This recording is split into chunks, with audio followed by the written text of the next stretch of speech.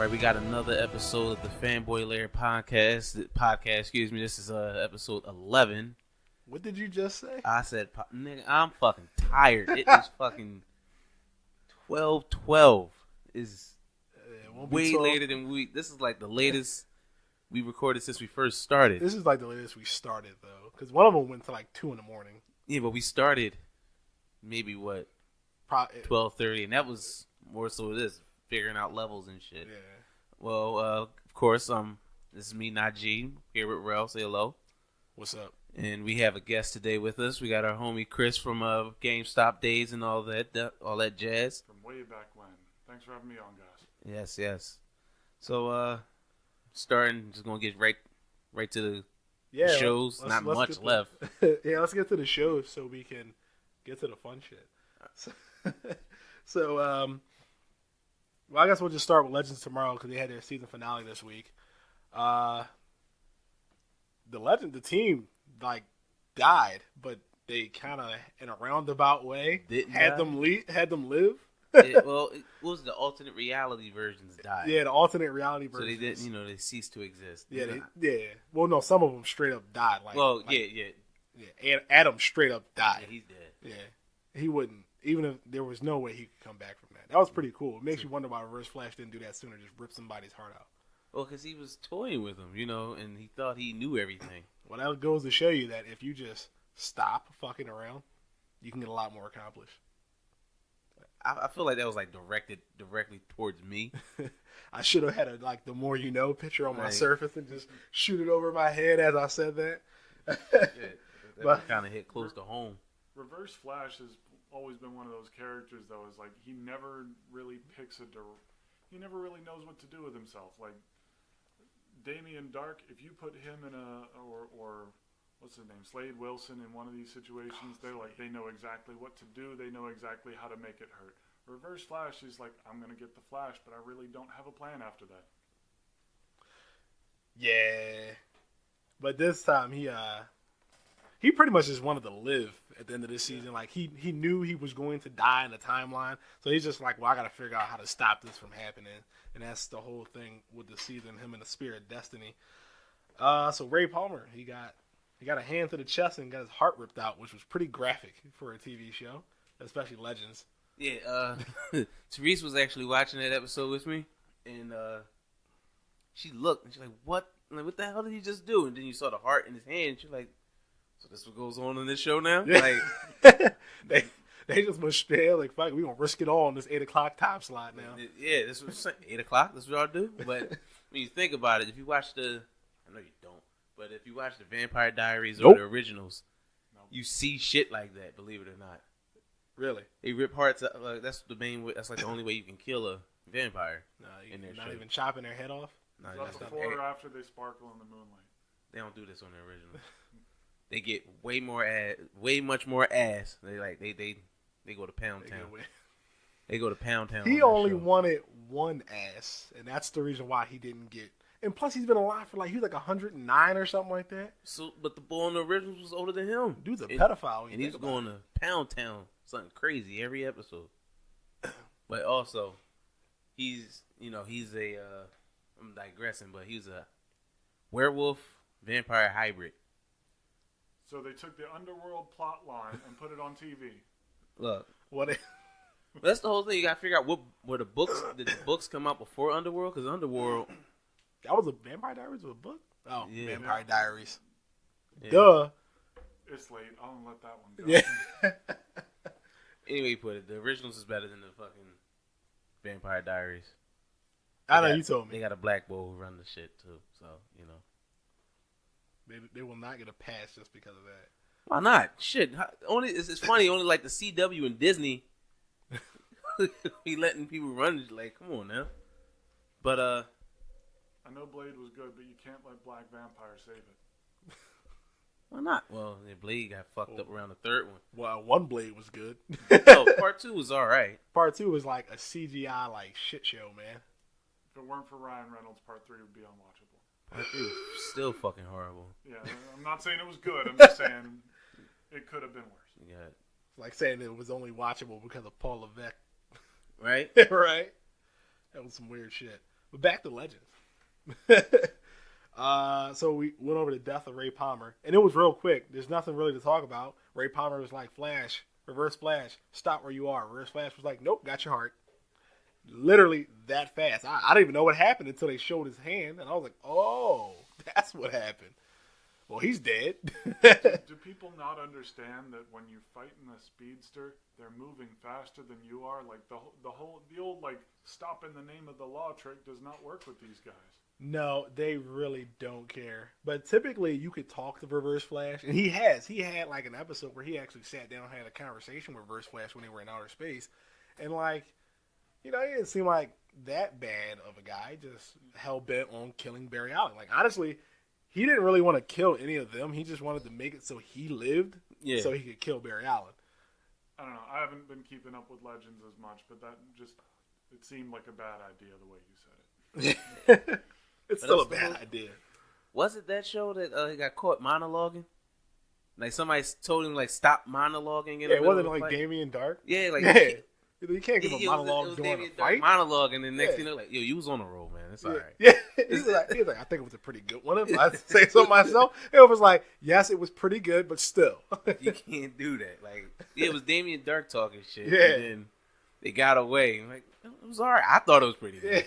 It was pretty good though. So their whole idea for this episode was to go back in time and correct history, which they're solely against, but this time was different because they had the spear, so they tried to tell their past selves, like, hey, look, the Legion of Doom is going to get the Spear of Destiny because Heatwave is going to betray you, and they have a little thing where they're, like, at odds with themselves, and they're telling their past selves about things in the future, also something that they didn't want, they said they shouldn't do, but, you know, it's okay. Long story short, all the other, the alternate reality legends that we've seen in the episode before, they cease to exist. And then we are back in the past, picking up with the legends from episode, like, 2 weeks ago. Those legends, when they went back to World War II or World War I, or when they originally lost the spear, those are the legends that we pick up with and carry on. And those are the legends that actually beat Reverse Flash, too. And so, who's going to be the legend of replace Ray Palmer? Who do you think? I mean, we're going to get that next season. Well, no, there's still a Ray Palmer. He's still there. Like, the whole team was there in World War I. Oh, which one died then? Like, Ray it was Palmer from the future. It was the future. Ray Palmer that was in World War II. Then it wasn't no. Then that death. There was no real death on that episode. Yeah, things get funny when you add in time travel. Yeah, except Eobor Thawne. He's the only person that well, died. But as we know, speedsters don't die; they just go back to the Speed Force. Yeah. So he's going to come back at some point. You can't get rid of him. He said, "Flash, we're destined to do this forever," and he meant that. So he'll probably come back. But the Black Racer called up the Flash, Reverse Flash, and ripped his heart out, which was pretty funny. I was like, what the fuck? What's this with the speedsters? Just start ripping people's hearts out. Well, if you don't got your heart, what else can you do, you know? So, I put this. Is this the last? So what was you about to say? I'm sorry. I was just saying, this is the last we'll see of the Reverse Flash. I think not. I think he'll be in, like, Flash season 4. 4, right? Yeah, 4. I'm not sure. Yeah, it's no, but didn't you just say, like, a couple weeks ago that they're not going to have a speedster next year? As the main villain. Reverse Flash wasn't the main villain in season 2, but he was still in it. But I don't think he's going to, but he still had a couple episode arc, didn't he? It was one episode. It was called episode? The Reverse Flash Returns in season 2. And it was pretty much just his origin story as to how he found out about everybody at Star Labs. And that's why in season 1, he went and looked for Harrison Wells, and why he knew Barry Allen was the Flash, why he knew Cisco Ramon, why he knew Caitlin Snow. That's why he knew them all so well, because they wouldn't shut the fuck up, essentially. And Harrison Wells from Earth 2 was like, there's nothing you can do. He already went back in time. He already killed your mom. This is his origin story. This is how he finds out about everyone here.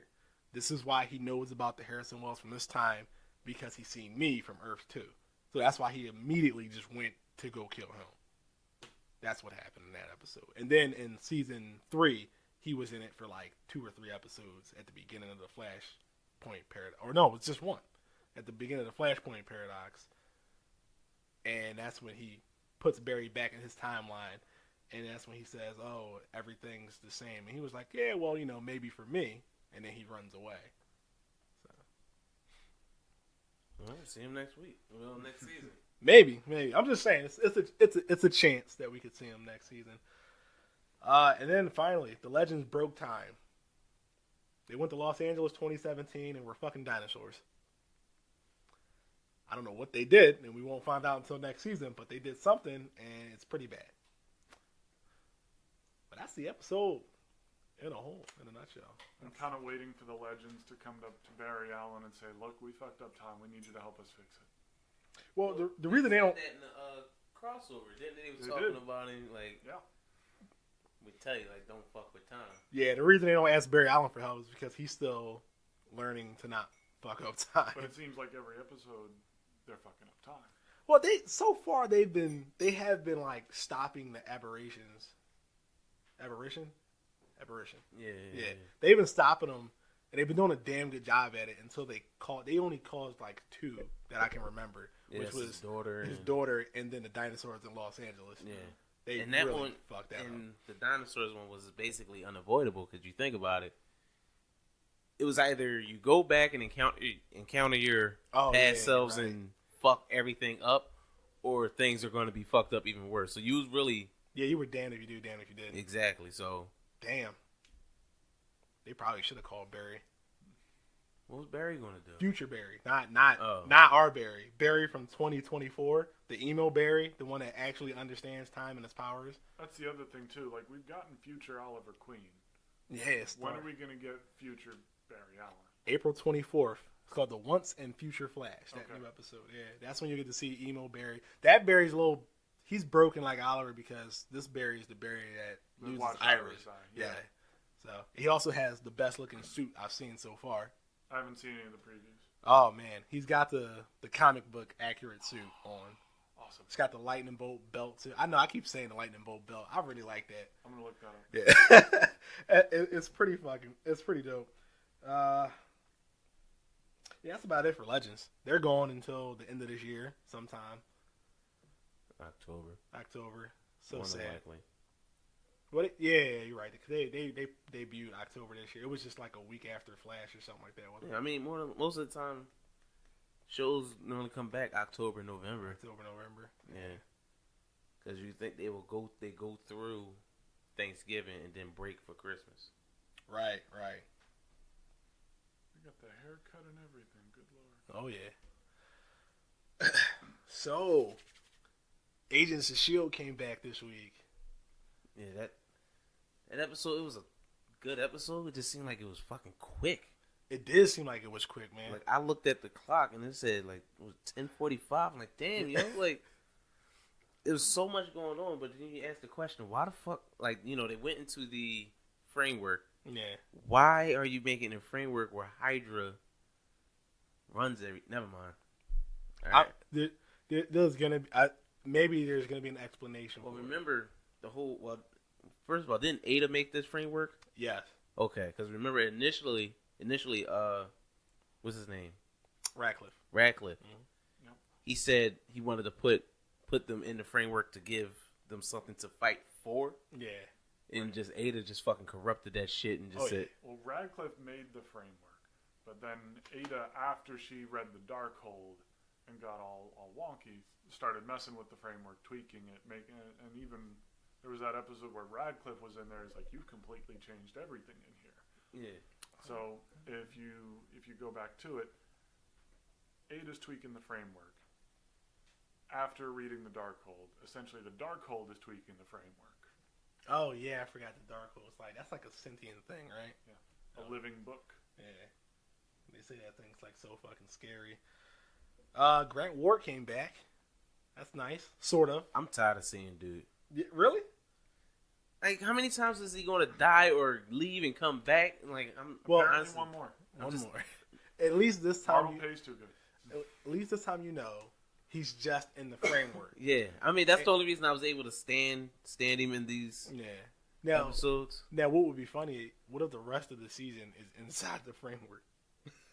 I wouldn't be surprised. I wouldn't be surprised. Oh, either. what? Like 4 or 5 episodes left? 6 episodes? What episode? I mean, it probably is like five. It's like six. Yeah, it probably is like 6 episodes left. Honestly. I think this was 16. Yeah, I can see that, and that would take them to 22. Yeah. They get out in episode 22 only to. Yep. Probably get a backdoor hint to the Inhumans. Yeah. Movie. That would be nice. Pilot. Yeah, to end it with like a trailer or like some type of lead up to Inhumans. Yeah, and even if it's not in series one, they probably might do what they did with that Yo-Yo miniseries. Oh yeah. Where they just show you a preview of what's coming in August. Yeah, that was pretty funny. That whole Yo-Yo debacle. Everybody 'cause thought it was a Spider-Man Homecoming trailer. Thought it was that or something or else. something like Guardians of the Galaxy. Well, what is it? And they're like, no, I'm sorry. This is just the trailer about some stuff that I'm doing. Everybody's like, girl, if you don't get the fuck out of here. And that's the whole thing. Is like it wouldn't be a problem if they didn't tease it like that. They teased it. They the said wrong way. we have a surprise Shield related. Yeah. I'm like, oh, okay. I wonder what they're going to do. Yeah. But they were just like surprise announcement. We like, oh, it's got to be Spider-Man. Everyone, it's got to be Spider-Man. Because I thought they was, if they would have said Shield related, you at least got you thinking maybe they were going to bring back that Agents of Shield spinoff that they was going to have with was it Mockingbird and her boyfriend. Yeah, I forgot about that. I would have loved Shield's Most Wanted or something like that. Yeah, They were both Marvel's good Most characters. Wanted. Marvel's Most Wanted. Yeah. It was sad to see them leave. Yeah, they were some of my favorite characters on the show, and just to see them go like that is like I feel like at the time what Agents of Shield was doing is they were picking like character roulette. They were going for that Game of Thrones, like we're gonna kill off the people you don't like or send them away kind of audience. Well, they left, right? They did. They got what was it like the last sniper shot was the name of the episode or like last round somewhere like that. Everybody bought them a drink at the bar. Yeah, and I did like that episode. When I realized like wait they're really not coming back. I was like no you can't do this because it was like what was that guy? Trip died before then. Oh, yeah, Trip died at the end of a season, didn't Season 2 with whenever Daisy became Quake, that's when Trip died. And then someone else died or left or something. And then Bobby and Hunter. And it was like you're really just trying to fuck with us now. Yeah. No one is safe. Like See, but they killed Trip because he's basically in the way of. Oh yeah, Fitz and Simmons. Yeah, he was. Simmons was on that. Yeah, Simmons was on it. She was on him. And I found that to be hilarious. Oh man! So moving right along here, the Triskelion made an appearance in the framework. That's back. We haven't seen that since Captain America, the Winter Soldier. Yeah, or you could say you haven't seen it since Ant-Man. That episode, since Ant-Man or the episode when it came back when they showed it, the aftermath on the screens. You're right. Yeah, well, that's a nice little Easter egg nod. And you said something about the Cambridge incident? Yeah, you remember the Cambridge? I was thinking maybe the Cambridge incident is their way of talking about. Remember the Stanford incident? From Civil War. That started Civil War in the comic books. Yeah. So I was thinking maybe that's what it was. And there was a couple posts online saying that might be the same thing. Yeah. And since it's in the framework, it doesn't have to be that big of a deal that they speak on something like that. Yeah. It could be, as I say, fan service. Like, hey, this is what's going on. Definitely. My ears perked up when I heard it. Cause I'm like, oh, I see what y'all doing. Yeah, I guess that would be a reason to target Inhumans as heavily as they're doing. There you go. Yeah. Because that was what started, like you said, what started the Civil War, in which everybody got to start registering and shit. Yeah. I feel like the Inhumans are kind of like Marvel's TV universe of their kind of back end way of having the X-Men. That's exactly what they are. Because like in the comics, the X-Men were like, oh, we're being persecuted and this, that, and the third. And the Inhumans are sitting on a moon somewhere. We don't really care, what you guys do. Well, they don't have the right, but they don't have the rights to the X-Men because Fox has the rights. Yeah, Fox didn't let that go. Yeah. They got 2 active movies lined up. So. No. And I always thought that was pretty cool though with the X-Men in the comic books. Basically, it was almost like you said, was a social commentary on what was going on for the time, civil rights and all that. Stan Lee, man. Even when you watch like the old X-Men cartoon, like Go home, you mutant. You dirty mutant. Get out of here. Here, we'll rewatch who you're talking to, bub. Fucking 1992 cartoon, man. Gotta love it. So Ward apparently just has to be a double agent wherever he is, because he's not with Hydra in the framework. He's with the Resistance. Yeah. What a fucking twist. I found out fucking Simmons. Yeah. Like, of course you're a double agent. He's All right. like, of course you're a double agent. Like, why would you not be a double agent here? That was pretty funny. What about Fitz, man? I thought Fitz was pretty intimidating. Yo, he you know, I don't know what it is about a bad guy. He got to be like well dressed. Yeah. Like you never see a frumpy dressed bad guy except for the Joker. But and that suit was handmade. Like, I mean, Fitz just looked badass. Like, he did. I was kind of shocked when the doctor's here and like, oh shit! Like he comes walking in, stern look on his face. Well dressed with an accent. That's the. But that's the funny. Yeah, that's definitely. That's what kind of throws me off, because the accent is still isn't that intimidating. Yeah, like, you see people with certain accents, they were like, yo, this. Not only that, but we seen him like stuttering and bumbling, can't tell Gemma how he feels, and then he's just like, yeah, I'll kill every filthy inhuman, and you're just like, oh shit, damn. And Gemma hasn't seen him yet, right? Nah, not yet. That's gonna be that should be an emotional encounter right there. He's gonna be so cold. Seeing Fitz break bad. Yeah, he's the one who knocks. Somebody had to say it.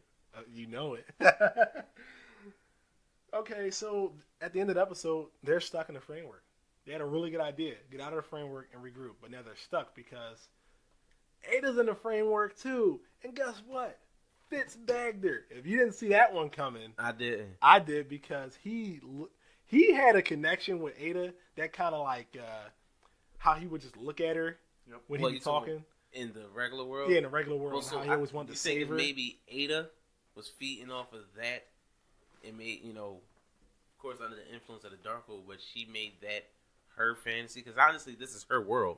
Yeah. Oh, what if that is? Because you think about it, Fitz. I know what you're saying, how Fitz looked at her, but I don't think Fitz was looking at her in that romantic way. It was looking at, I'm trying to care for her. Maybe he wasn't looking at her that way, but it wasn't a far push.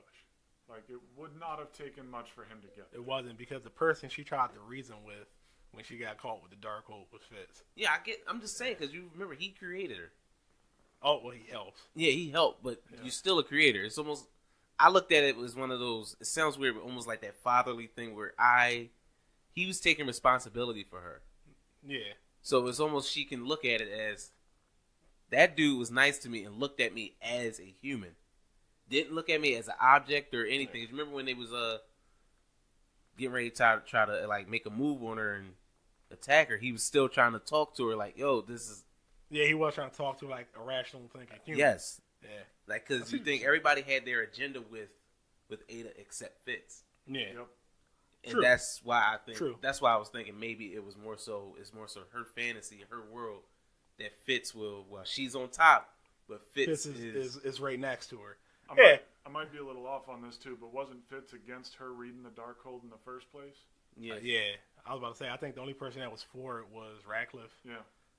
And I think maybe a couple people from S.H.I.E.L.D. just because they wanted to get fucking Ghost Rider and Coulson and Mac out of that alternate world that they were stuck in. Yeah, that was weird. That was weird. Speaking of, I hope Ghost Rider comes back. Yeah, he was really fucking good in the show, man. He saved the first part of that season. Yeah, and I like how normally, like, Agents of S.H.I.E.L.D. starts off, like, really, really slow. And then it got, like, this one season started off with, like, a bang. Like, it's just, like, first episode, Ghost Rider, This is the first season where it's no lull in between. Yeah, they did not fuck around. They'd wasted no time. Yeah, so in this episode, they're trying to get the people that are stuck in the framework to remember who they are, to get out of the framework. And so far, it hasn't worked except with Coulson. Yeah, I gotta watch that part over again. Yeah, he picked up my phone and was... All he did was say, Daisy, and it went off. That's all. So he didn't miss anything. She was in the car while he was getting in the car, and then she was like, "You've got to remember me." She was in the back seat. Yeah, same thing. I can remember that. Same thing Gemma was saying, Yeah. but then he looked up in the rearview mirror and said Daisy, and then it went off. So he remembers who she is. Those two have a kind of weird relationship too, like I Fitz think and Ada. I'm not saying it's going to go that far, but it's definitely implied that like Coulson definitely cares a little bit more for Daisy. I think it's I think it's another fatherly thing. Yeah, I think that's more fatherly because him and May. Yeah, him and apparently May. like each other. Yeah, but I was because like to feed off the whole fatherly thing. For the most part, Daisy was a orphan, living in a fucking hacking out of a van. Yeah, true. And if it wasn't for Shield and Coulson's help and guidance, she wouldn't have found her parents. True. Yeah. Even though it kind of fucked up things for her, but she found her parents and gave her some closure. At least her dad's still alive. Right. And fucking wackadoo. Well, they changed his memory. He's a doctor somewhere now. Yeah, but I'm just saying that dude's a fucking wackadoo. Yeah, yeah. I like how he actually went full like Mr. Hyde too. Yeah. At the end of that season. Yeah, like yo, that was pretty cool. Yeah. But so he remembers Daisy. So I wonder if anybody else will be able to break the I don't even know if it's mind control. They just believe that this is real. So and everything else was fake. But I guess you got to find like a totem, like it's Inception for everyone else. You know, luckily he had that little Tahiti thing on his. Yeah. There's always they say they always leave back doors in programming. Yep, that's true. Yeah, that's a big one. I wouldn't have left that. But that's the whole thing. Sometimes you leave back doors that you would know, but you wouldn't think anybody else would. You're like, try to exploit. How well do they know? They know Coulson pretty well. We all know he was brought back from the dead by Nick Fury in the Tahiti project. So, moving on here. Moving right along. Stephen Amell, the actor who plays Oliver Queen, who plays Arrow, is going to appear in American Ninja Warrior. I left it blank because I just want to know what does everyone think about that. So he's actually going to appear. I read he wanted to, so he got to go ahead to do it. That's what it seems. Yeah, why not? I mean, he's already been on WWE. Yeah, did a body slam. But they protected him, son. Serious. Oh yeah, of course. They protected stars. That's the point. Is like he's an actor who's got his name out there. He's having fun. Why not? Go for it. Yeah. Also, the stunt woman for Supergirl was on American Ninja Warrior. You can always get another stunt woman. Well, I know. I was just saying. I remember that. I watched it on YouTube. I'm just saying you can always go get another stunt woman. It's not like they say. No, I wasn't saying because she did it, he can do it. I was just saying she's someone else. It'll be interesting to see how far he gets because it's like, at what point do you draw the line between character and actor? Yeah. Well, did you watch his he training? Does a lot of training. Yeah, that's why parkour training and that's why he's gonna do it because he does do a lot of that. That training. salmon ladder he does is legit him. Yeah, I was surprised. I was like, holy shit, you take this serious, man. That's some intense. I mean, if my job was to work out for television and do all sorts of crazy acrobatics and shit, my lifestyle would be a lot different too. Yeah, I mean that's the awesome part about it. Trainers. Yeah. They got trainers that got them in the right direction. So trainers and somebody set your meal plan up. Set your meal plan up. Not only that, but you're getting paid to do this. Yeah. That's all the motivation you really need to hit the gym is you're gonna get paid for this. Yep. You know what I'm saying? Like, hey, fuck it. All right, I'm making money. I'm eating healthy. I'm gonna be in the best shape of my fucking life. Must be nice. Must be nice. Must be fucking nice. But no, I hope he does well on it. If he does actually appear on it, I hope he does well. I mean, shit, he's got the upper body strength for it. So I mean, worst case scenario, he's still the Green Arrow. Yeah, right? exactly. He's still the fucking Green Arrow. A lot more than I can say. Yeah. So I put up in the show notes if you guys want to take a look. Power Rangers. They had some alternative costumes that they were going to use. Right. I don't hate them. They're also up on our Facebook page. Just search at the Fanboy Lair, or you can go to our website, thefanboylair.wordpress.com, and you can take a look at these alternate costumes. I don't like them at all. No. They look terrible. It looks like the Chitauri a little bit. Or yeah, actually, one of them does look just like the Chitauri. I feel like there's two different sets here.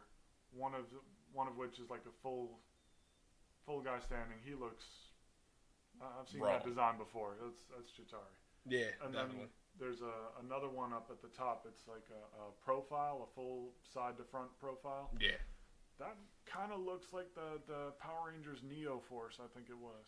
You're the Ranger expert here, Rel. But I feel like that's got some elements from some of the other Ranger series in there. I mean, it does. It kind of like goes back to like the older like Power Rangers too. Yeah. But at the same time, like the change that they made for the power suits were already drastic enough, but these suits are just fucking god awful. Like when I look at these suits and then you look at the suits that they settled on, I'm like, wow, man, I don't even know why this was even an option compared to the suits that they have in the movie. The suits that they had in the movie were fantastic. Actually, like when you look at them up close, it was so much detail in them. These, yeah. I mean, I know you wanted to go for an alien look, but Jesus, these are just fucking horrendous. There's only the male suits here too. Like the female suits, I know one of the biggest criticisms the ones in the movie got were the boob armor. Oh With yeah, the custom fit to the chest, and it's not practical. I mean, I'm wondering what those would have looked like in these like forms. that. Yeah. It probably looked the same way. But I mean, like it couldn't be much. Let me rephrase this. I'm wondering what other kinds of changes would have been made. Yeah. Because we only see the Red Ranger here too. True. I didn't like the forearms. Like it just looked Oh, yeah. real.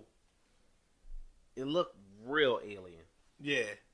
Looks like Popeye the Sailor Man. Yeah, he does have some big ass forearms in this one picture. It's just fucking crazy. It's so weird, and it's like a lot of white in this Yeah. this second one here. I was just like, I know they have like the white diamonds and stuff like that, but geez. You know what they look? What was the aliens on Supergirl? Oh, what, the white Martians? No. You're gonna What have to was be the a other little one? more specific than aliens No. on Supergirl. Man. Come on, dude. The ones who they had that started the crossover. Oh, the Dominators. Oh, Dominators, yeah. Yeah. That's what they look like. The Dominators. They look just like, I forgot all about that crossover. Yeah. I don't know how. Such a good crossover. It was. Yeah, but yeah, I can see that. The Dominators. That's fucking. I can see it. Yeah. Yeah. Point blank, these things suck. Yeah. Pretty much. There's no way around that. No, there's no damn way around that. These things suck ass. But you know what doesn't suck ass, right? Marvel's Defenders has a definitive release date, and it's August. I don't know whether to 18th. congratulate you for that segue or shake my head at you. Yeah. My segues are pretty terrible, but that one was okay. You're getting there. But yeah, like it is coming sooner than we thought, like Well, August 18th. But I remember I told you when Iron Fist dropped, this was coming out in the summer. Yeah. I 'Cause know that's what the I suspected rumor was, but I think they're couldn't have been in when there. Marvel made that switch to 3 movies a year. I think the TV shows was following Right. suit So as well because we're- Punisher comes out this fall. That's right. We're getting, what is it? Iron Fist and then Avengers, and then Defenders and then Punisher. Yeah, Yeah. because I still remember back I think back in January. No, even before that, they were saying that John Bernthal was On the set. on set for Punisher, but also it was weird because they said he was also close to the set of where Agents of S.H.I.E.L.D. was. Oh filming. yeah, I remember that. Yeah. Because they were talking about it might be a showdown between Ghost Rider and Punisher. Oh, which- you know how good that was. No, it wouldn't be that good. It'd be shorter than you think. It would have been shorter, but it would have been so good. And if the But fans you had want to see loved gunplay? Yeah. That's all it was would have It'd been. be nice to see Marvel cross in their universes too. Like they do it fine in the movies, but they have yet to cross between, in a major way, between Netflix and the Agents of S.H.I.E.L.D. I don't or think Agents that's of gonna S.H.I.E.L.D. happen. and the cinematic universe. none of that. I don't think any of that is ever gonna happen. The It's closest we got was probably Nick Fury in not, the first season. And Yeah. even what And was Maria it? Hill in the first season. Charlie Cox even came out and said, he's like, look, Kevin Feige, he's got a very specific vision for how he wants all this to play out. And that does not involve crossovers between these different universes, even though they're in the same universe. Which really sucks. That's why I was like, Yeah. I mean, it's too late, and I think this is why they're just running with it because it's too late to take them out of the Marvel Cinematic Universe and just say like this is their own shit. It's too late to do that now. Right. So, But- just roll with it. But It's you never- still good shit. You don't know what can happen after Phase 3 is done. This is only Phase 3. Yeah. I mean, Yeah. I think they just extended Each Phase ends 3. each phase ends with an Avengers movie. So Yeah, that's what I'm saying. I think they're just extending Phase 3 into whatever the second Avengers movie might be. Oh yeah. I mean, you think about it. 'Cause Probably. a year later. It's a year later. Yeah. And they keep saying that's the culmination of things. Yeah. So I'm thinking that's when you're probably going to get the last of Robert Downey Jr. Maybe what's his name? Chris Evans may sign back up. Yeah, there's already rumors about him not playing Captain America after, what was it, Infinity War? Sebastian Stan and Anthony Mackie. Yeah. Well, Sebastian Stan re-upped, so he has right now currently has the longest contract with Disney. Well, think about it this way too. In the comics, Captain America, Steve Rogers died. Oh, during Civil War. During Civil War, right? And then I thought he was going to die during the Civil War movie. To be honest with you, I was like, y'all scared Yeah. the shit to And kill the title character. And then what happened is Bucky took over the reins. Yeah. Bucky was Captain America. Yeah. But also, Combs Captain America too. That's right. Falcon's Captain Falcon. America. But is that the same? Was Bucky Cap and then Sam Cap in the same universe? Because one of them has to be from the Ultimate Universe. And which Captain America died? So hold on. No, like isn't Here's the how current Cap? Well, before the current died. Cap was Falcon. So Yeah. in Civil War, Cap died. Steve Rogers died. I'm gonna start using names. Steve Rogers died. Bucky That's took when Bucky over took the over. Shield, Mhm. and then later on, it got revealed that Steve faked his own death. Oh, that's how they brought him back. Yeah, and he came back, took over the Shield again. Then the formula wore off. Yeah, that's how he became. And like, that's super how he fucking super old, right? Oh, and that's where you got Sam Wilson Falcon from. Right. And there was a bit of time in there where he ran Shield and Bucky was still Yeah. Captain America, even though Steve was still back to life. And now they had that whole universe crossover thing. I didn't finish it. I couldn't. Secret Wars. No, it wasn't Secret Wars. It was it Secret Wars? Mm-hmm. That was 2015's event that merged the two universes. You're right. It was Secret Wars. I couldn't finish it. It was weird. It is weird. I still haven't finished it. I got halfway through. It was like, Doctor Doom is a god. I'm not sure I want to read this anymore. And it was so weird because everything came down to Doctor Doom did it. And I was just like, are you fucking serious? I was like, this whole thing happened. This whole 3-year-long event culminated with Doctor Doom did it. I feel like Marvel's cinematic stuff is great. Yeah. But their comic storylines is like Slipping. they're reaching sometimes. Like, Yeah, I like DC. It's weird because DC Comics are the I shit. like DC Comics. I more. don't. I'm not even gonna go that far. There's some DC, like Blackest Night was fantastic, but I can't fuck with Superman. Well, no, but the current run of the Flash and Batman are pretty good right now. I just remember Shadowland back in 2012. I stopped reading comics for a year after Shadowland because I got to one issue where they were talking about the Nail as a squad of all female ninjas as a part of the Hand. I was like, nope, I'm done. Count me out. I don't want to do this anymore. I spend way too much money on this for this bullshit. I stopped in the middle of that shit. I did pick up when Black Panther was supposed to take over for Daredevil. Yep. Ooh. I thought that was just badass. That I is I gotta buy this. That is Yeah. badass. You know, I feel like it was everyone's the man taking with, over for Daredevil. it was like the Daredevil man is without not fear. an interesting character. It's like the most interesting Daredevil ever got was when they put him on Prozac.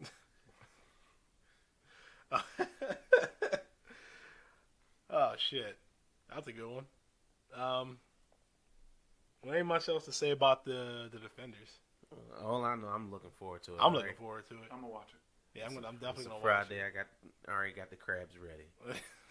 I'm Got gonna the take pot a day off boiling. and just Binge you know, it. Yeah. I'm definitely. But they said this is only supposed to be 8 episodes, right? I didn't don't know. see an episode I count. heard that rumor. I don't know if it's true or not, but a full 13 seems like More than likely, standard. I think more than likely it'd be 13. I hope that they'll finally do Iron Fist justice. That's all I can say about that. I don't know. This picture says otherwise. Ah. I'm playing. Picture doesn't say shit. All right, so can I go off into an Iron Fist rant for a few minutes here? Go right This is your- ahead. This is your show, guys. No, Back please, stuff please. up. Iron Fist is a much better character than what was in the show. Oh, we know.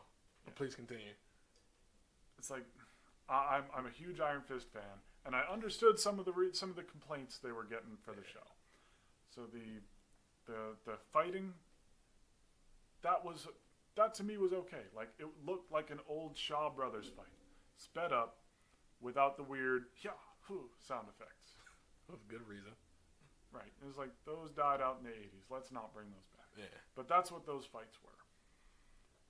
Iron Fist was not a very good Iron Fist. It's like, don't get me wrong. I think Finn Jones did a great job with what he was given. But what he was given was horseshit. It's like, the Iron Fist is supposed to be calm, always in check. He's supposed to balance out the rest of the team. And this was a Danny Rand that was always getting pissed off and not paying attention to something else. He got jumped by a guy in a mailroom. Yeah. Well, isn't this character supposed to be like he left training early? So Danny Rand finished his training in the I'm comics. not. I'm saying this character though. Technically, he did. Like, finish. he became the Iron Fist, but That you should've still, been aren't it, you right? supposed to What else is there to do? Well, I mean, you saw learn how to hone it? No, that's a real question. I'm just saying, fucking know. learn how to hone That's your what power. That's exactly right. Learn how to hone it. Even in the video, the Chinese government propaganda video. That's the Iron Fist I want. Yes. Yeah, that's what I'm saying. But he was using it with two Two fists. fists. Danny Rand has only ever used it in the right fist. So Even in that's the what, comics? that's No. Oh, no, just in on the- Netflix. Right. that's what I'm saying. Like, the way I was looking at it is, I understand your issue, but Yeah. I was just looking at it as he abandoned his training before he was fully complete. Almost how Luke left to go help in Empire. It was the same analogy you used before. it Yeah, was- it makes sense. He wasn't Yeah. like, he knew of it, knew how to wield it, but he didn't have a full understanding of it. Yeah. You know, Yeah, that's how I looked at it. no. Now, I could be wrong. Looking but, at it that you know, way, it does make sense. Because, like, he did say he left his training because, I guess, he wanted to come home, see what the fuck was up after Right. 15 years, which is understandable. Yeah. But, my only complaint was, like, if you gave me, like, if I'm Nick Fury, right? It's just hypothetically speaking, I'm Nick Fury. I got a dossier, and I got 4 individuals. I look at Luke Cage, impenetrable skin, good moral character. Like, he's super fucking strong, always wants to do the right thing, help out the little man. I'm like, great, he's in. Fucking Matt Murdock, Daredevil, blind fucking ninja, pretty much. Like, can break you the fuck down. A lawyer who takes pro bono cases during the day. Good moral character. Good moral character. Once again, Jessica Jones, same fucking thing. Like, but she would be a liability. she would be a liability because of her alcoholism. One alcoholic to another. She's That's why she would be like the Tony Stark of the group, where you got to be like, Jessica Jones, check, but Jessica Jones, no. Yeah, It would be like that. How he was like, yeah, Iron Man, yes, Tony Stark, no. But then I would get to Danny Rand. I would look at everything he did throughout his series. Well, like, he's pretty much got to get the shit beat out of him before he can activate the Iron Fist. He's not in control of the Iron Fist. He didn't finish his training. He's like a man-child for some reason, even though he was raised by monks. I would be like, questionable. Yeah. I heard that the man-child I could probably offer some explanation on again. First time out in the fucking world since he was, 12? But like you said, like Chris said, not you, like Chris said before, like, he trained with monks. He should be the most coolest of cucumbers. Right. And he's not. Every other iteration of the Iron Fist has always been the calm one. Even when they put him together with Luke Cage was the angry one. Luke Cage was the one who was always going off. Iron Fist was there to calm him down. There was one comic, like, back in the 80s run of Power Man and Iron Fist, where, Luke and Danny are off in this building. Luke is going to investigate, and there's a security guard. And he's talking to Iron Fist. He's like, Kung Fu, that's not much of a superpower. What are you doing here? And he's like swatting at this fly that happens to be buzzing around him. And Iron Fist just calmly, just with his leg, just kicks the wings off the fly, catches it, and gives it to the guard like, I think this was bothering you. It's like, he never got angry. He never got upset. He's just like, I'm going to prove you wrong because I don't need to give in to whatever bullshit you're feeding me. And I feel like this Iron Fist is No, he's like prone to anger. He's like the flying off the exact. rails. I would say he's like the exact opposite. When something happens, he's like, I'm gonna go beat his ass. But then he gets in trouble. Like, all right, I need the Iron Fist, and he can't use it. And I mean, in the comics, he left Kunlun to get revenge on Harold Meacham. He finds Meacham, and he sees that he's so pathetic he doesn't want to fight him anymore. Yeah. This origin story got a little too twisted to make that work. Yeah. You know, Harold Meacham is like dead but not dead, and there's this weird hand regeneration thing going on, Which we've seen in Daredevil season 2. Right. And I don't know. It got a little.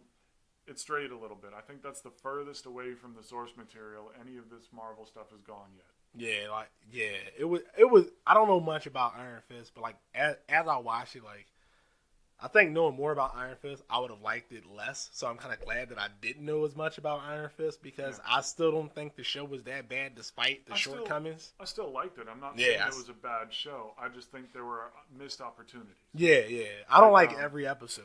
Like, so, spoiler alert. Davos is, he turns into a villain called the Steel Serpent. Steel Serpent is the name of Madame Gao's drug in Daredevil Season 1. Oh. Yeah. So, I'm thinking there's a connection between Davos and Madame Gao. I could see that. Somewhere along those lines. Right, because the hand might be something later on where she corrupts him. Well, Madame Gao, there's a lot of theories out there right now that she's the Crane Mother who, immortal, who gives birth to a champion once every 300 years. She knows about Kunlun. It's clear she's been there before. Yeah. She told him some shit that you would have to have been there to know. Right. Well, I mean, they're adding the hand into this, which honestly, that change makes sense because the hand was never part of the Iron Fist mythology at first. But you can't have so many martial artists in the same universe and not connect them at some point. Yeah. So, I mean, maybe we'll see a point later on where we see that Gao is, Gao, Davos, and Lei Kung are all related somehow. I can see that. Yeah. They definitely have room to expand on the Iron Fist character. Like, I want him. Like, another thing was like I was explaining to one of my coworkers was like at the end of Luke Cage, like you saw like he knew what he had to do. He had to like, what, I had this power. I have to use it for good. Right. Matt Murdock, same thing. Jessica Jones stood up to somebody who she was definitely afraid of, and she came out and was like, no, I'm not going to listen to you anymore. I don't have to live my life in fear. And then you get to Danny Rand. You're just like, well, he's the same in the beginning as he is at the end. He still can't use the Iron Fist the way he should. She's still all fucked up. So it's just like Danny Rand, and honestly, he's just not an interesting character the way Marvel's presented him this time around. Yeah. And, Luke Cage, Jessica Jones, they were both really interesting characters. They were, yeah. Like, for their own reasons. It's like, the first of all, the world definitely needed a bulletproof black man on TV. Yeah, that came at the right time. Yeah. Jessica Jones, a woman standing up to her abuser, knowing he's going to do it to someone else. Definitely came at the right time. Daredevil, I'm not going to defend Daredevil. Jessica Jones touched on a few subjects that don't even get explored on TV. That's true. Like PTSD in women. Sexual assault, and how they deal with it afterwards. Fucking domestic violence when they were living in the house together. Yeah, like how he was like, barriers. Yeah, like he was like mentally and physically abusing her still. Yeah, it's crazy. You didn't. And David Tennant, whereas like the scariest thing about him wasn't that he had this control over people; it's that he genuinely didn't see any wrong in his actions. Because there's a lot of people out there in bad relationships right now where their partners are doing wrong to them and don't see bad in their actions. Yeah, scary shit, man. But. And then you get the Iron Fist once again, and it's just like, nope, I got nothing. You're a white guy who learned Kung Fu. Yeah. I like Kung Fu. I'm a white guy. I don't belong on TV. Yeah. Oh, man. They definitely could have made the character a little bit more interesting, like I said. Especially at the, like, since you were setting up for the Defenders, I feel as though at the end of his series, he should have become the Iron Fist. Like, the last fight should have been him versus Bakudo. And that's when he should have been like, Bakudo was just like spitting all this rhetoric at him, all this shit to him. Yep. And that's when he should have like calmed himself and lit his fist and fought him and was just and that's when he became balanced. It's like I said, it wasn't a bad series, but there No. were plenty of missed opportunities. Yeah. And it's like I was saying earlier, Daredevil. I don't think Daredevil was that interesting either. The thing that saved Daredevil is you had other interesting characters. Yeah. Like season 1, you had Kingpin. I watched Daredevil man. season 1 just to see what Kingpin would do. Yeah, that was an interesting character. Yeah. And they kind of picked up on that because in season 2 of Daredevil, they have a new villain and the Punisher. Yeah, and then you get a little arc with the Kingpin too. Yeah. So not bad at all. Not bad at all. So, but August 18th, man, you can watch The Defenders, and hopefully they'll rectify some of these issues. So Sony said, or the rumor going around is that Spider-Man may exit the Marvel Cinematic Universe after the second Homecoming, or sequel to Spider-Man Homecoming, which would be after, I guess, Avengers Infinity War. Yeah, probably 2020. Yeah. This is where it's going to get weird. I don't think it's going to happen. I don't think so either. Once they see the returns Exactly. of what they get that weekend, I don't think it's going gonna to happen. doing it because remember, this is the same company that it took a really public hack of their emails to even get them to think about signing Spider-Man to the MCU. Like Disney was reaching out for talks way before that the Civil War was ever thought of. Yeah. And Sony was saying, no, we want to make our Spider-Man movies because we make money on them. And then Yeah. the Sony hack happened, and what was the these emails leaked? It was like, oh, well, Marvel's been approaching us for months, And then all of a sudden, oh, well, we can put Spider-Man in the MCU. Yeah, that can happen. Not that, but the Amazing Spider-Man 2 flopped. it flopped. And Yeah. it was also because Black Panther's role was supposed to be Spider-Man's role. Yeah. Like, they originally had it mapped out. Oh, okay. Like, Yep. it just so happened that, all right, well, we couldn't get Spider-Man in time, so we're just going to substitute Black Panther, and that's how we're going to introduce him and put him in. His role wasn't supposed to be as big as it was in the movie. Yeah. But once they got Spider-Man, it became, all right, we got to toss him in somehow. Right. Because all his stuff was like almost post-production stuff. Yeah. Because if you watch the trailer, Spider-Man's not even in the trailer at the airport. Yeah, no, he's not in any of that. Yeah. So They basically gave him Black Panther's smaller part and gave Black Panther the bigger Yep, part they because he flipped screen it. tested well. Yeah. But yeah, Right. and now you hear Sony talking about, well, we want to make a Venom movie with Black Cat and what was it? Silver Sable. Yeah, and that's going to be separate from the Marvel universe. I have a feeling that they're going to try and pull Spider-Man out after this and try and make their own like Spider-Man cinematic universe. It's going to fail, but they're going to do it because they seem to have a hard-on for Spider-Man rights. They do, and like Marvel set this up in a way where it's like, Sony, if you take him out, it's gonna fuck up everything, not for us but for you. Right. Because when the first thing they did, as soon as they got this agreement done, they're like, Spider-Man and Civil War already, new actor already, so you know before the movie even comes out that this isn't Andrew Garfield, it's not Tobey Maguire, it's not a Sony Spider-Man. Then in Spider-Man Homecoming, they reference Civil War in the trailer, and they put Tony Stark in the movie and put Tony Stark in the trailer. He's even narrating over the trailer because, once again, they want to let you know that this is the same Spider-Man. It's not something new. It's not Sony. This is the same Spider-Man you've seen in Civil War. As soon as you remove him from all those characters, everybody's going to be like, well, what the fuck happened? Right. It's like Sony is going to learn the lesson that DC is learning really quick, is that you can't throw all these characters in together without laying the groundwork. Yes. Marvel has spent years I don't laying think groundwork. I don't think Sony's going to learn because No. this will be, if they do this will be the third time they did that. I mean, Yeah, third Spider-Man 3 and Amazing Spider-Man I'm 2. not saying they'll learn before they make the plunge, but afterwards, once they see how much they spent on the movie versus how much that it makes, that's when they're going to be like, oh, we might have. That's why I honestly think we all know in business money talks. Yeah.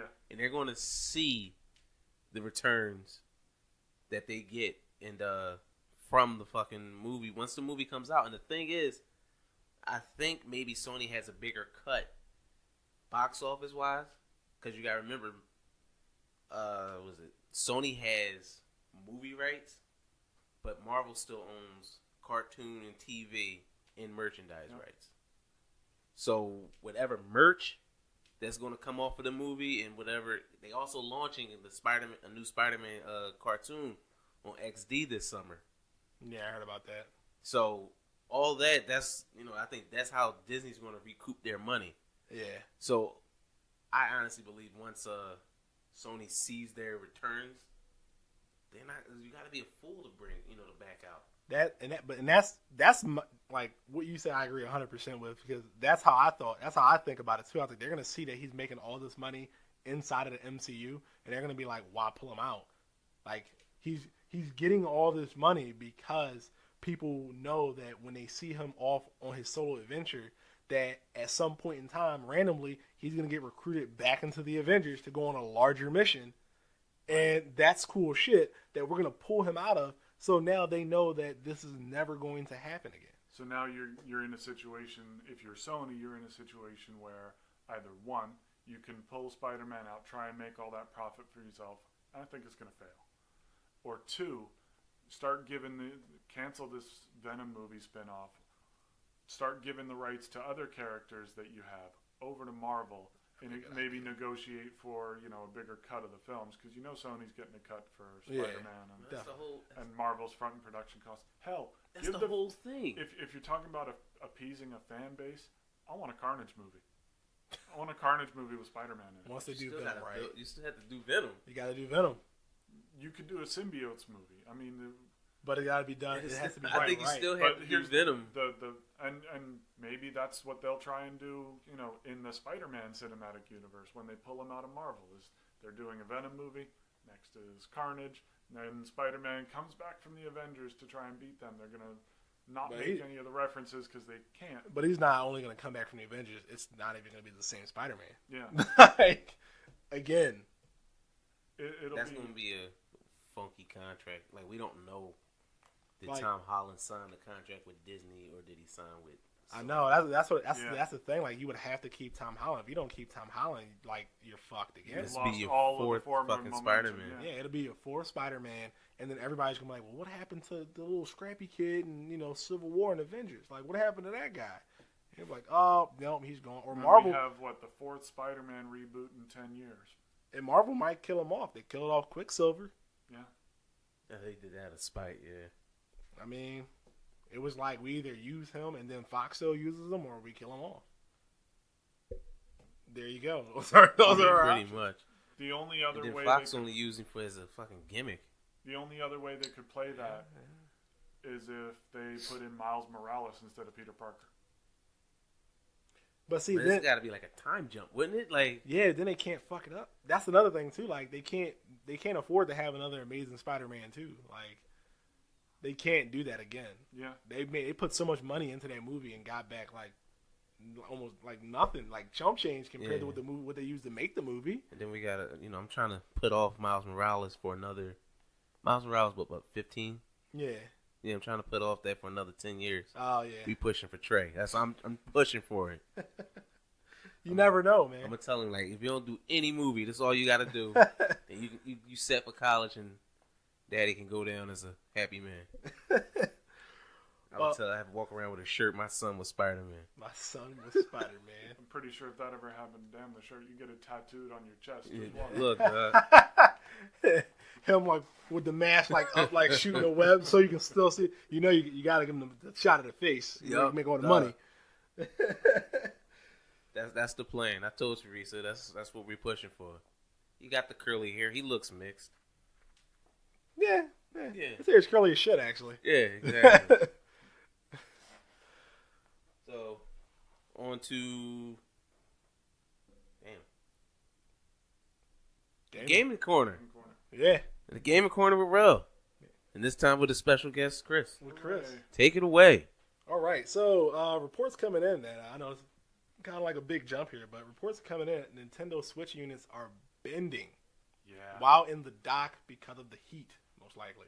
Who knew that, when you make a video game console, you'd want to play it on your TV for long periods of time. Yeah. That's my whole thing. Like, when I first talked about Switch on this very podcast, when it came out, the unit anyway, I was like, the first thing that caught my attention was the placement of the kickstand and the charger.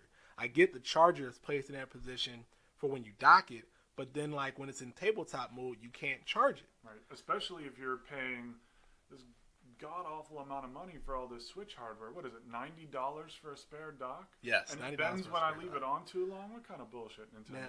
Now, I haven't had the issue, but reports are coming in that other people have had the issue. Now, this is another thing that Nintendo has to fix just like the Joy-Con desyncing issue, which was a manufacturing error. Yeah. So, like, if you have a left Joy-Con, all of them, just about, have that issue.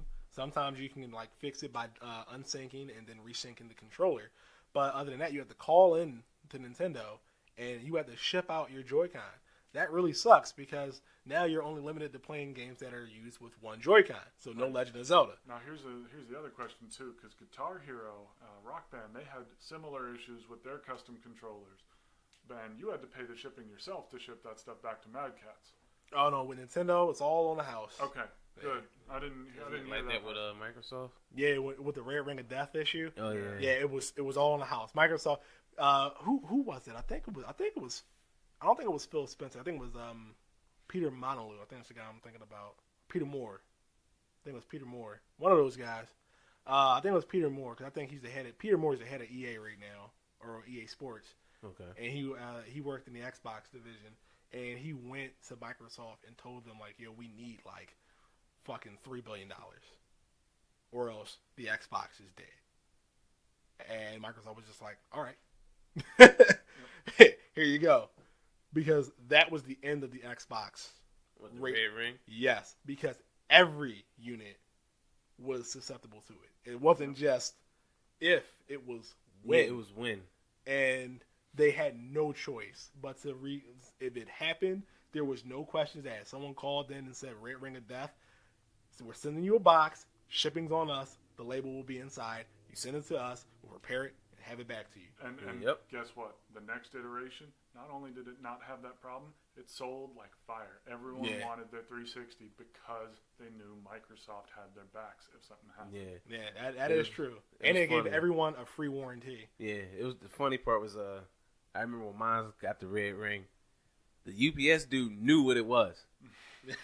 Like, as I remember, I was sitting downstairs waiting. Soon I lied. It was one knock. Boom. Open the door. This is your Xbox, ain't it? Yep. Like, went right upstairs. Like, Teresa, I don't care what you watching. I went a couple weeks without this thing. I did all the top model I can take. We playing the game right now. Yeah, turnaround time wasn't too fantastic. With the Joy-Cons, at least for Nintendo, they're saying that the turnaround time is a week. So if you send it out on Monday, you should have it back by Friday. Yeah. Or next Monday, hopefully, at the latest. Yeah, but you gotta remember, this was Xbox when, like you said, 2005. Yeah, that, and then they were getting flooded. Shipping's gotten a lot better now. Yeah, and they were getting flooded because, So like I said, it wasn't if, it was a win. Yeah, I knew what, it was one of those things. I knew what it was, but like shit, sometimes I still feel like every time Nintendo releases new hardware, it's like, damn it, Nintendo, what are you doing? Stick to making games. Yeah, some people say like Nintendo's just gonna go the way of Sega and just become a third-party developer. I and hope publisher. they do. I know I'm going to get a lot of flack for saying this. I hope Yeah. Nintendo stops making consoles and just starts making games for other consoles. Because since the GameCube, every console they've released has had some major issue or another. The Wii was kind of the last thing for them. The Wii sold more than any other console ever has. Right? And after that, it was kind of like, well, what do we do next? Well, let's add a tablet to it. No, let's make it a tablet. Well, adding the tablet to it just did not work. Right. Like it once again, like I was saying earlier before we started recording, is that the GameCube didn't have a gimmick. It was a great console. The Wii had a gimmick. It was new, so it was a great console. And then they had a problem. There was like a disconnect with the Wii and the Wii U, where people thought the Wii U was just a tablet add-on for the Wii, but no, this was a whole new console. Right. But it used all the Wii shit because I guess they wanted to make it backwards compatible. But like people couldn't tell the difference between the Wii and the Wii U. And the thing that really killed the Wii U is that no one wanted to make games for it. Even Nintendo came out with this really fantastic looking, HD Legend of Zelda trailer. It's like, this is coming this year for the Wii U. Guess what we're still waiting on? Even Breath of the Wild didn't look like that. Breath of the Wild is cel shaded. it did not look like that HD trailer. No, that HD trailer, I don't think that's ever gonna happen. The last HD looking Zelda game they released was Twilight Princess. Right. And that's about all you're gonna. And that wasn't even high def because it was on the Wii, which wasn't high def. The Wii and the GameCube, yeah. Neither one of which were high def. But that's kind of what I'm saying is like the system died because it did not have third-party support. Hell, it didn't even have first-party support most of the time. No, Nintendo gave up on the Wii U. Yeah. They gave up on that. As you can see, because the Switch came out, the Wii U came out, 2012? Right. So this is going to be the test for the Switch. Like, these hardware issues, they'll pass. The test for the Switch is going to be what kind of games am I seeing on there 6 to 8 months from now? Yes, that is the true test of the Switch. And not only that, but they need to bring all of their first-party games out. And I'm looking at you, Metroid, because for some reason they're just like, no, we're not going to give you a fucking Metroid game. Not even that. They need to stop re-releasing these first-party games. Yeah, that's some too. New ones. Mario Kart 8 redone. Yeah. Well, see, and that's another thing. The reason they're trying to port some of these games over is because they killed the Wii so early, the Wii U so early. So it's just like, what incentives does a Wii U owner have for getting a Switch right now? Right now, none. Exactly. Yeah. That's why because it's not backwards compatible, so they're going to lose all their games. So they at least have to give them an option to repurchase the games, which I still think is bad. Right. And their whole virtual console thing is crazy too. You go to Microsoft or Sony, if I buy a game on my PS Vita that's on the PlayStation 4, right, I could play it on Najeeb's PlayStation 4, right? But if I bought a game on my Nintendo 3DS, I would have to re-buy it on the Wii. It doesn't make any fucking sense. It's the same game. My complaints about hardware aside, one of Nintendo's bigger downfalls this generation is it underestimated the online and digital marketplace. And you see in the Switch, they still don't understand what they're doing because it's only got 32 gigs of internal storage. Yeah. That was a dumb move. That was a completely stupid move. It was like, well, what do you do for downloadable content, which you guys have, offer up? So, what do you do then? Oh, you buy another custom expensive SD card. It's that worked so well for the Vita. Yeah. Having soft hardware that only their shit or their software or hardware can use was the dumbest idea that they could ever have thought of. I'm like, why do I have to buy another type of memory card? Why can't I just... And I think I mentioned this to you a while back. The reason that Nintendo is paying so much for these games right now is because these cartridges they're using for the Switch are custom made. Nintendo custom orders those cartridges. And the reason they have to do that is because they're not using a standard format like a DVD or Blu-ray or microdisc. Yeah, because it's a lot less to print a Blu-ray even as opposed to a cartridge. Right. So why do... I'm sorry. No, why is it Nintendo seems to always want to do the oddball thing? That's a great question. To me, it's like they want to do something to set themselves apart because when you have the Xbox and the PlayStation 4, the only thing that separates them literally are PlayStation's or Sony's first-party games. That is about it. Other than that, those consoles are interchangeable. People are just like, no, PlayStation 4 is better. No, Xbox One is better. They do the same fucking thing. Yeah, I don't know if you noticed. I'm just saying. No, but that's why I think Nintendo does these things.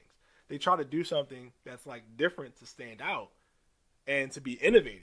And with the Wii, it worked because they just getting into motion gaming and stuff like that.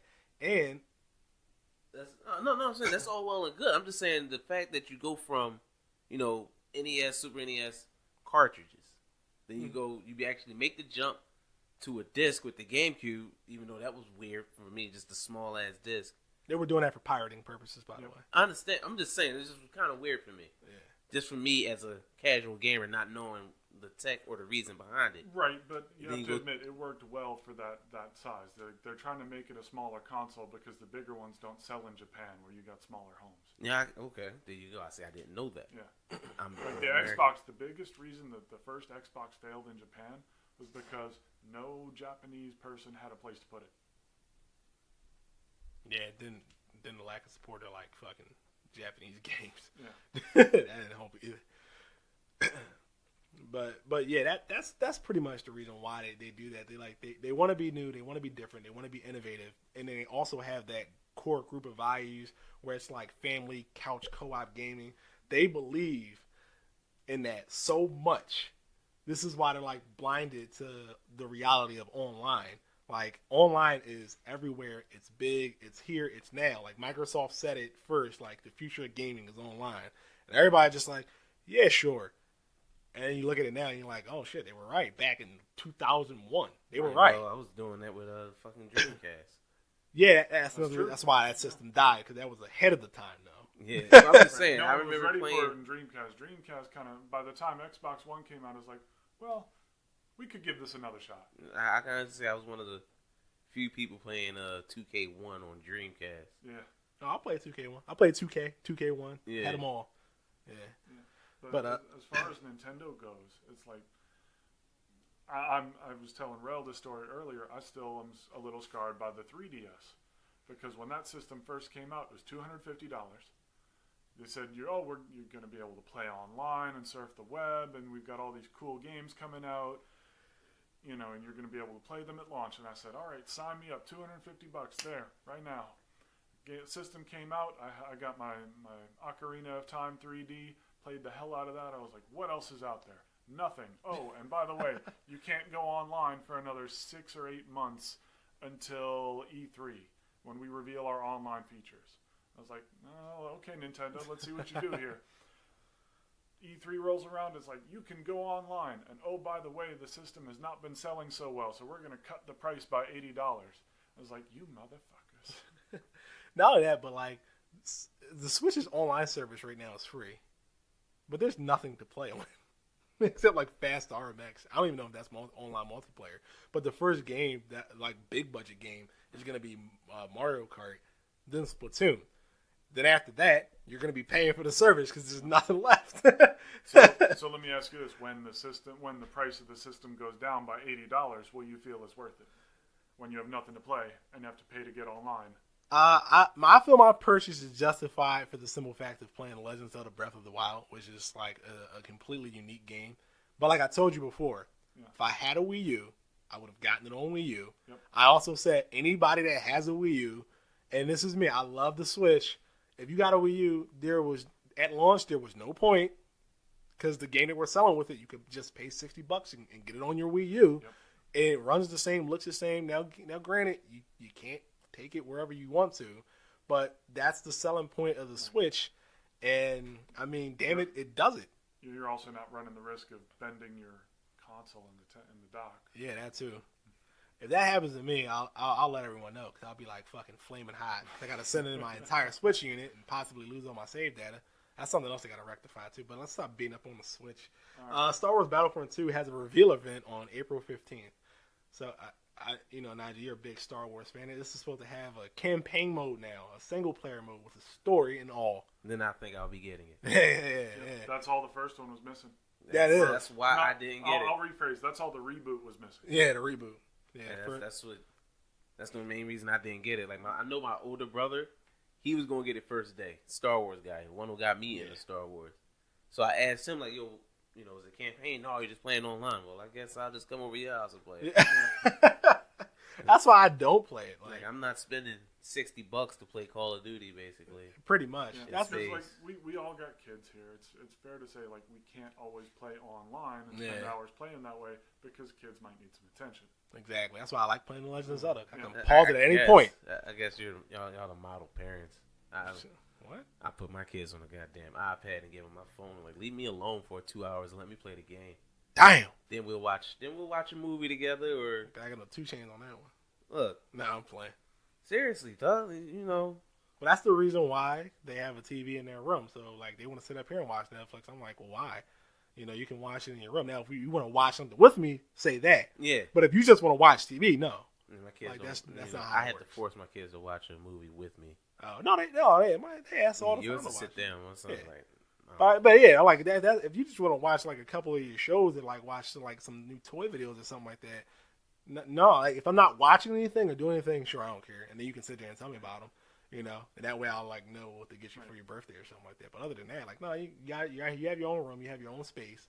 You better enjoy it, because sooner or later you're gonna wish you had more of your own space. So. Yeah, but also it's like it's not one of those games I want to play in front of a 3 or 4 year old is like blowing the hell out of stormtroopers. Yeah, I mean it's like laser blasters and stuff. Yeah, that one I can get away with. It's not Call of Duty, it's not Battlefield, but it's you are still killing people. Yeah. I get what you're saying. That's why I like playing Zelda, because they like just turn into a cloud of smoke. Right. And it's always goblins. You know, that's fine. And Jeez, lizard. I really feel like the fucking worst parent over here. Yeah, I try not to. Like I had to tell my oldest to stop playing Five Nights at Freddy's. I'm like, you just gonna have nightmares, and then I gotta deal with that. Nah, cut it out, bruh. I don't know. I don't know. But yeah, I didn't play too much Star Wars like Battlefront. Like I played like a couple game modes. They added the pilot mode. I played that a little bit. I liked some of them. I liked some of them, but after a while, it was like I paid $60 for Horde mode. Yeah, They added a single player mode, but it's just like Horde mode. That's why I ain't touch it. But it's not good. The next one is going to have a campaign. Yeah, campaign story. That's what the next one's going to have. I wonder if it's just going to be like a collection of story missions, kind of like Rogue Squadron, or is it going to be like an original story? Like, I don't know. What was that? The Force Unleashed, which had a pretty decent story, just bad gameplay. I like that. I like the first one. What was wrong with the second one? It's more the same. It wasn't actually fixed. You know, you're like, all right, you can see what the problems is, but you got a good foundation. Second one was like, oh, it's more the same, but it's not. You didn't refine any of the other issues you had in the first one. Nice. It's like Assassin's Creed. The first Assassin's Creed had a great story, awful gameplay. Second Assassin's Creed had one of the better story, and really good gameplay. Yeah. It's like you fixed your issues. The first Assassin's Creed was repetitive as fuck. Oh god, it was awful. Yeah, I heard. I never played it. Never will. I played it, and I remember I think it was 12 people you had to kill. Yep. I stopped playing around 8, and I didn't realize it was 12 until I actually paid attention to this. Before I even paid attention to your gamer points. Yeah. And the achievements, I looked and like, yo, there's only 4 people I had to kill left. Well, fuck no, I ain't dealing with that again. Once you had to like track them, listen in. Yeah, so it wasn't like I could just go get 4. It was the same missions over and over. Exactly. And worse, there was some kind of bug in the controls. Whenever you'd hit forward, he'd hit a ledge and go straight left or right and mess up your whole stealth. You had to redo the mission. Damn, no wonder people hated that shit. So I stopped. Like again, but you saw what they had. They had a good foundation. By the time 2 came out, they're like, here's where we fucked up. Let's fix that. And they did. I fucking love 2. Yeah, 2 was. That's the only one I played. Oh no, Unity. That and Unity are the only ones I played through. I still have Unity and didn't finish it. Yeah. You didn't miss much. I'm just saying, it was good though. I was thinking about trading it in, but I ain't trading it for $3. I'm good. Nah, fuck that. That game's worth more than $3. It was good despite the bugs. They patched out all the bugs pretty much. Like my favorite one was part 3, just because I liked Connor. Yeah. Well, that was like the best combat out of any. Yeah, that's what I'm saying. I like the combat system. It was fun. I picked. Flag. Well, Black Flag was good too. Yeah.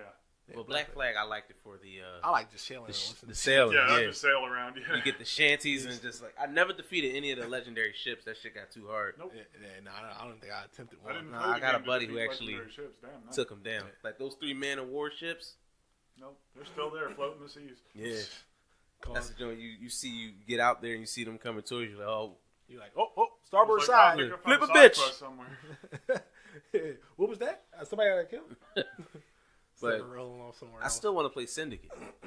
I haven't played Syndicate. I heard it was really good though. But that's the whole thing. I talked to you last week about this. I refuse to pay full price for a game that's been out a year, 2 years now almost.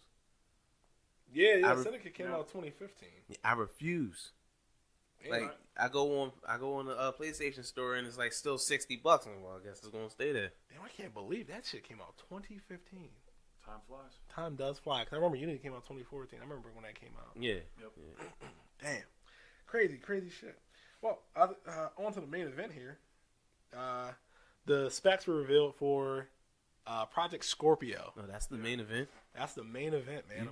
Wow. Yeah, that was the main event for the gaming section anyway. Oh. The main event for the actual one was probably Defenders. Defenders, yeah. Well, And Spider-Man: Homecoming, because that was like the longest subject. But yeah. So it's got a list of specs here, and it's a bunch of jargon.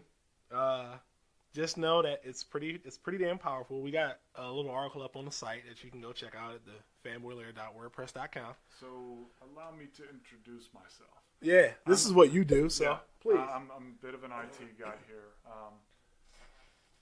6 teraflops is the main point here is that 8 custom x86 cores, sure. So, you probably have more than that, about that much in this laptop. Each processor nowadays has about 4 cores. So basically, it's a fancy way of saying you got 2 processors. Okay. They might even make them with 8 processors now. It's been a while since I've done hardware, but yeah, it's a newer processor. 12 gigabytes of RAM.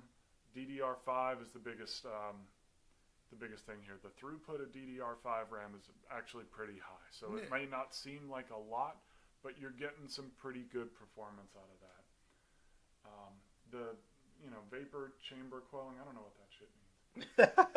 So I think I'm serious. It's not an industry standard thing. Yeah. They put it in there to make it sound cool. Yeah, of course. It's a marketing tactic.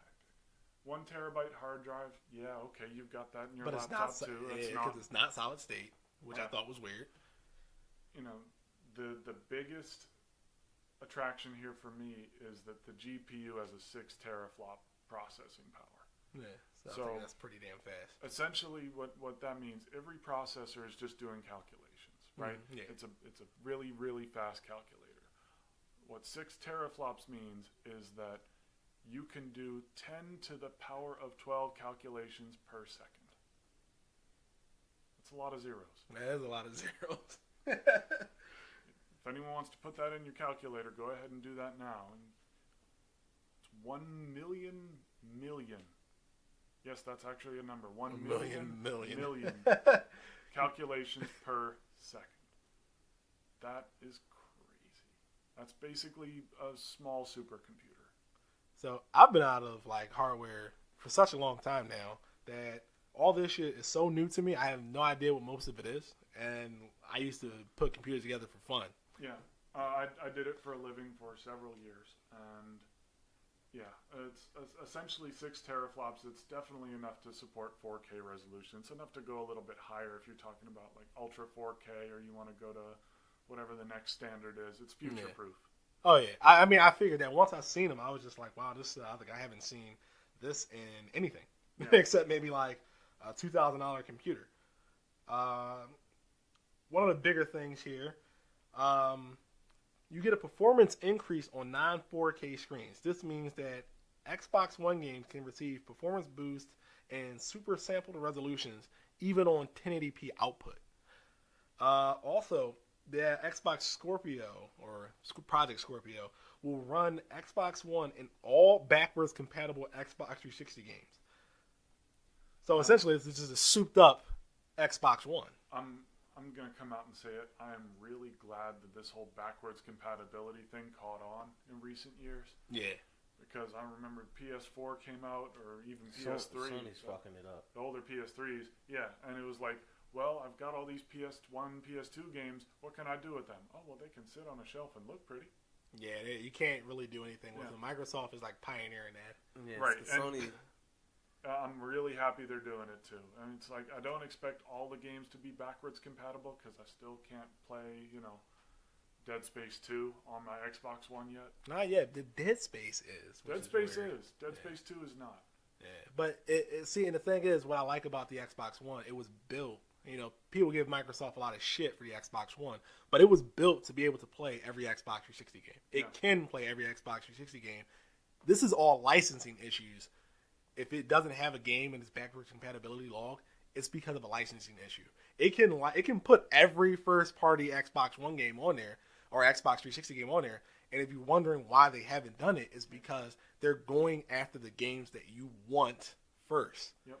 So it got all the Halos on there. It doesn't need to make Halo Reach backwards compatible. Not Halo Reach, but Halo 3, because you got that in the Master Chief Collection. Yep. So it didn't need to use that one. And notice how when Mass Effect Andromeda came out, suddenly all the Mass Effect games are now backwards compatible. I'm pretty sure the only thing keeping me from playing my Dead Space 2 and Dead Space 3 right now is that there's been no announcements on Dead Space 4. Yeah. But EA, I'm watching your ass. they ever hear it. But yeah, so this Project Scorpio, they lived up to the hype of what they said. This is the most powerful gaming console ever built. It is more powerful than a PlayStation 4 Pro, but the big question is, and for some reason everybody seems to think that the Xbox needs like first party titles in order for it to succeed. And with the Xbox 360, it proved to you that it didn't. And that's a philosophy that they're sticking with. It really doesn't. Like, I did want Scalebound to come out. Like, that really fucking sucked. Yeah. But, like, if you look at the amount of shit that's in the PlayStation Network store, like, it's a lot of garbage in that store. It's a whole lot of garbage. And even people that love Sony to death will go through there and say, like, this game's trash, this game's trash, this game's trash. And a lot of these are only on PlayStation 4. A lot of them. Now, some of the ones that they have that are exclusive to their console, like the bigger, like AAA titles, I see what you're saying. Like Nier Automata, I believe that's exclusive to PlayStation 4 now. Horizon, great game. Those are like phenomenal. Uncharted, great games. You know what I'm saying? They put out a lot of quality stuff, but just because those games are out, it doesn't mean that the Xbox isn't going to sell. Like, it's built itself up as a brand. Like the Xbox 360, like, for example, when it was Xbox 360 versus PlayStation 3, My Nation Racers, Little Big Planet, and Uncharted all released in the same year, and Gears of War 3 outsold them all, damn near combined. I feel like you said it earlier when we were talking about the Switch. It was like, aside from first-party titles, people just want something that's interchangeable. They don't really care which system it is, as long as it's got the first-party titles they want. Exactly. So really, what this comes down to between PS4 Pro, Project Scorpio, Xbox One S, Nintendo switched up again or whatever comes out next. Switched up again? I'm trademarking that, I swear. But it's all going to come down to what kind of support does it have for every other game I want to play. Exactly. That's ultimately what it's going to come down to, because there are people that will buy a PlayStation 4 and play Persona 5. But do you imagine how many less units they would move if they didn't have Madden? Yeah. Like, look at Nintendo. Ask them that question. It's like, I know there's some people who are going to listen to this who feel very strongly about Persona 5, but that is not a game that moves consoles. It's not. Persona 5 isn't going to move a console. Horizon is not going to move consoles. Like me on that. I mean, it's crazy. It's hard to believe it. And I'm not knocking PlayStation. Like, the PlayStation 4 is a great fucking system, and it has a ton of good games, even with all the shit mixed into the store. But, like, though your first-party games aren't what's carrying your console. Like, your console would die without Activision. Literally, it would die if it didn't have Activision. Because it would have no Call of Duty, no fucking Destiny. It would fucking start to tank so fast because you couldn't play either one of those games. Consoles survive off of Activision and Electronic Arts, believe it or not. Like, they have Madden, and then the other one has Call of Duty. It's not even Madden that moves, though. You know it's FIFA. Well, international, it's FIFA. In the United States, it's Madden. 2K? No, Madden. You don't think 2K? I think Madden outsells 2K every year. That's a hard one, because it's Madden. People I get what you're saying it's Madden, but I'm still seeing people abandon Madden now and still playing 2K. Oh, well, that's because the same thing's going to happen with 2K. I don't know if you played 17, but the same thing's going to end up happening with 2K too, because they're suffering from the same thing that EA is suffering from. There's no competition, so there's no innovation. Right. That's why people are dropping Madden. But even still, to play football, all you have is Madden. And if your console loses Electronic Arts like Nintendo has EA, but they have FIFA, which is great everywhere else outside of the United States. Right. It does sell well in the United States, but you still need Madden for that extra boost. Go on. Oh yeah, but that's more to the point. Like, people say the Switch is going to die without third-party support. Every other console would die without third-party support. No console is going to last with just first-party games. Sony has 1 million first-party games, and that console would still die without third-party support. Like, what was it? Nier Automata is made by Square Enix. I think. It's probably published, but it's made by the same people that were doing Scalebound, Platinum. Oh. So like that's a third party publisher that just made a AAA title exclusive to their console. You know what I'm saying? Like, and that's a great game and it sells, but it's just like, what if that was only on Xbox One? It's the same thing with Insomniac Games. We just flip-flop back and forth between developers. Like Spider-Man only on Xbox, only on PlayStation, Sunset Overdrive only on Xbox. I mean, you need third-party support. You just have to have it. That's why I say these consoles are almost interchangeable besides the UI and the few exclusives that you do play. Right. You know what I'm saying? Like, how many people actually go out and... I mean, I don't want to keep shitting on Persona 5 because I really want to play that game. But how well is that going to sell in North America?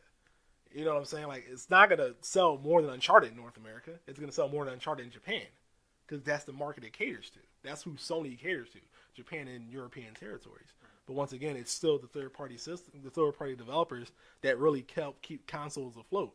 Because, like, Call of Duty was the #1 selling game, like, NPD-wise, for, like, 3 or 4 months. Wasn't Uncharted, wasn't fucking Gears of War. Like, it was Call of Duty. Call of Duty came out, it shut down every other game. And people shitted on Every Infinite year. Warfare. Infinite Warfare was the best-selling game last year. And people shitted on that game. Still. It doesn't have to be good. It just has to play the same way people want it to play, with new maps. And it's like going back to the Madden and 2K conversations. Like, we can go back and forth about which one sold better, which one's more popular, which midnight release was crazier. Call of Duty outsold both of them put together. Yeah, it's weird. Like, all the shit that Infinite Warfare got. It's weird that was like one of the #1, or I think it was the #1 selling game. That's so weird. I thought that was so funny, and a lot of people that talk about it will say like, "Yeah, you gave it all this shit, but it, like, you bought it. Yeah. Bought it. It has too. like the most dislikes on YouTube for his trailer, but you still went out and bought it." I haven't bought a. No, I can know say you me personally, I haven't bought a Call of Duty. Neither since have I. 3. 3, 2. Modern Warfare. You talking about Modern Warfare 3? Yeah, Modern Warfare 3. No, the last Call of Duty I bought was Call of Duty 2, not Modern Warfare 2. Call Damn. of Duty 2. That's Yeah, like it's been a 05, while. man. Yeah. Yeah. I had Ghost, but I got it for free. So Okay, that doesn't count though. when the PS4 first came out, Yeah, that doesn't count. If you Target got the game had for free, buy that doesn't 2 count. get 1 free. Yeah, that definitely does not count because had it not been free, you would Yeah, I never wasn't have buying that it. shit. And the thing was, like, there's only 6 games or something like that when the shit first came out. I wasn't going to get Knack. So People are still waiting for Knack too. Like, that's not going to move a console, but people do want it. There is an install base for it, Yeah. although very small. But yeah, I mean, moreover, like it. I mean, this whole power struggle that Microsoft and Sony has seemingly gotten themselves into. Like Microsoft, yes, they are going to have the most powerful console, but they had the most powerful console back when the Xbox came out, and PlayStation 2 still creamed them. So, Well, that was because PlayStation 2 had. We were just talking about third-party support. yeah, they had everything. The PlayStation 2, there wasn't a developer that didn't make a PlayStation 2 exclusive. Yeah, Exclusive, not just a game, an exclusive. true. good point. Well, So What else we got? I don't know. that was it. It's a hell of a way to close it down. Yeah. Good talk, guys. That was a good talk. Well, that is the show. Thanks for That's having me the back. gaming corner with Rel and his special guest Chris. Rel is always time to do the plug so we can close it down. Well, I've already said it like twice, but I'll say it again. We have a new Facebook page. Please go like our Facebook page. We post funny things and articles, and you might get some behind the scenes stuff as to what it looks like when we're recording, if you even give a fuck. You might not. You might. Hopefully you do. But you can check that out at Facebook, at the Fanboy Lair on Facebook.com. I don't fucking know. Search Fanboy Lair. Just search the fan. Yeah, do what he Not a lot said. of Fanboy Lairs out there. It's not. Hopefully we're the only one. But at least on WordPress we are. And you can also find us there at thefanboylair.wordpress.com. We also upload the most recent podcast to SoundCloud at the Fanboy Lair, as always. And you can find every episode on our website and at YouTube. Just search the Fanboy Lair. That is it for me. Chris? All right. Yeah, thanks for having me by, guys. Hopefully I'll make another stop by sometime. It's been a pleasure. So that about wraps it up, right? That's everything. All right, all that. Y'all be good. Warm and kind feelings. I'll talk to y'all later. Peace. Peace. Peace.